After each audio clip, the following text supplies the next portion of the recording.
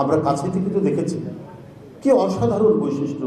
কোনোদিন তাকে যারা আক্রমণ করছে কি অশ্লীল কথা বলেছে শেখ হাসিনা সরারদির ময়দানে, আমার মনে আছে কত কিছু নিয়ে বলেছে। বলে আবার নিচে যারা বসে আছে আওয়ামী লীগের নেতাদের, কি আপনারা মিটমিট করে হাসেন কেন? মানে একটা বাজে কথা বলছে দেশনেত্রী বেগম জিয়া সম্পর্কে, অশ্লীল কথা বলছে, আবার উস্কাচ্ছে নেতাদেরকে। মানে একেবারে গ্রাম্য বস্তি বাজে টাইপের মানুষরা যে কাজ করে, যে ধরনের আচরণ করে সেই ধরনের। কিন্তু এর প্রতি উত্তরে আমি কোথাও কখনো কোনো জায়গায় তার কাউন্টারে একটা বাজে কথা, একটা নোংরা কথা উচ্চারণ করতে দেখি। কত সম্ভ্রম এবং সহ্য গুণ নিয়ে তিনি তার বিরুদ্ধে, মানে একটা হচ্ছে পলিটিক্যাল সমালোচনা, সেটা তো ভিন্ন ব্যাপার, কিন্তু যখন ব্যক্তিগতভাবে মিথ্যা এবং অশ্লীল কথা যখন তার বিরুদ্ধে বলা হয়, সেটার বিরুদ্ধেও তিনি পাল্টা কোনোদিন এই কথা বলেননি।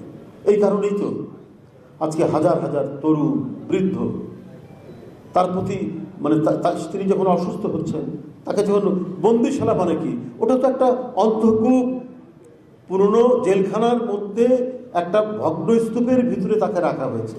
ওটা তো একটা কবরখানা ছিল, ওটা তো একটা কবর যেখানে তাকে বন্দি করে রাখা হয়েছে। তার প্রতি মানুষের যে সহানুভূতি, তার প্রতি মানুষের যে আকুলতা, কারণ এমন একজন নেত্রী যিনি তার দেশ এবং মানুষ ছেড়ে কখনোই কারোর সাথে আপোষ করেননি। হ্যাঁ, নির্যাতন সহ্য করেছেন, অসংখ্য নির্যাতন সহ্য করেছেন, কিন্তু কখনো তিনি পিছপা হননি।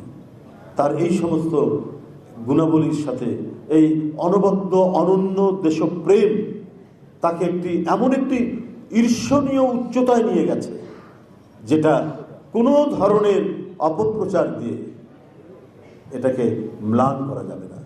কারণ দেশনেত্রী বেগম খালেদা জিয়ার মতো ব্যক্তিত্বকে দরকার। আজকে কি দুই একজন বুদ্ধিজীবী বলেন, দেশ জুড়ে তোলপাড় ওয়ালটন ফ্রিজ কিনে আপনিও হয়ে যেতে পারেন মিলেনিয়ার। মানে কি ক্ষমতায় থেকেও তো বিএনপির জন্ম হয়েছে, ওনারা ভুলে গেছেন।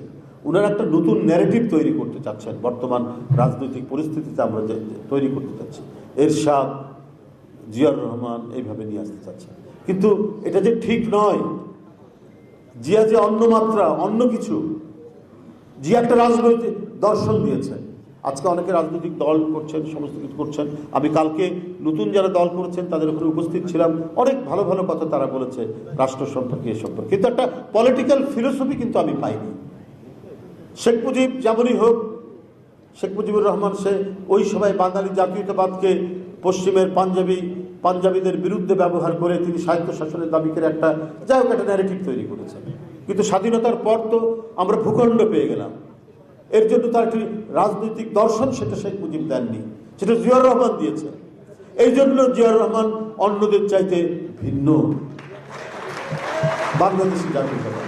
আর জিয়াউর রহমান তো একদলীয় গণতন্ত্র হত্যা করে একদলীয় শাসন থেকে বহুদলীয় গণতন্ত্র উত্তরণ করেছেন। এইটা তো যে কোনো একজন গণতন্ত্রী মানুষকে করতে হতো, সেই কাজটা জিয়াউর রহমান করেছেন। জিয়াউর রহমান তো কোনো গণতান্ত্রিক শাসন ব্যবস্থা বা গণতান্ত্রিক শাসক তাকে উৎখাত করে ক্ষমতায় আসেননি। গণতন্ত্রকে হত্যা করেছে তো শেখ মুজিব তার বাকশাল করে। তাহলে বহুদলীয় গণতন্ত্রের জন্ম দিতে হবে, সেই জন্মই দিয়েছেন জিয়াউর রহমান।